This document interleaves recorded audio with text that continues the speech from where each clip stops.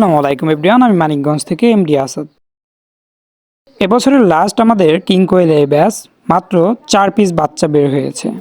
Total 6 থেকে 7 পিসের মতো ডিম বসানো ছিল।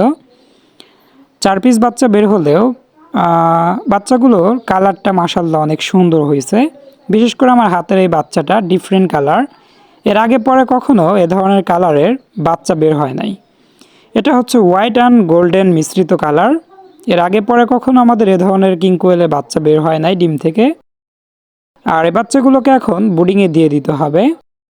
জানি না শেষ পর্যন্ত এই বাচ্চাটা কি কালারের হবে। যাই হোক, যেটা হয় হয়তো বা ডিফারেন্ট কোনো কালারই হবে আশা করা যেতে পারে, যেহেতু এখনই ওর কালারটা হচ্ছে অনেকটাই ডিফারেন্ট। আর এটা হচ্ছে আমাদের ফুললি হোয়াইট একটা আমেরিকান ক্রেস্টেড ডাক হাঁসের বাচ্চা। আলহামদুলিল্লাহ যথেষ্ট পরিমাণ আমেরিকান ক্রেস্টেড ডাক হাঁসের বাচ্চার আমাদের কাছে কিন্তু অর্ডার আছে।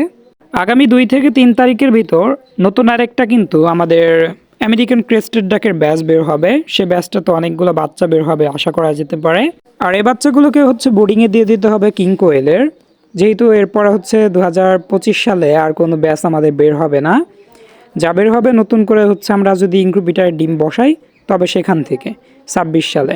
আর এর পাশাপাশি আমাদের যতগুলো বাচ্চা বের হয়েছে কিং কোয়েলের আগে পরে সব মিলিয়ে সবগুলোই হচ্ছে প্যারেন্টস করতে হবে, যেহেতু বিভিন্ন কন্টেন্ট ক্রিয়েটার বা ইউটিউবার ভাইয়েরা হচ্ছে আমাদের র্যাবিট এগ্রো ভিজিট করতে চায়। আসলে তাদের সামনে রিপ্রেজেন্ট করতে হলে অবশ্যই কিন্তু কমসে কম 15 থেকে 20 পিস কিং কোয়েল রাখতে হবে।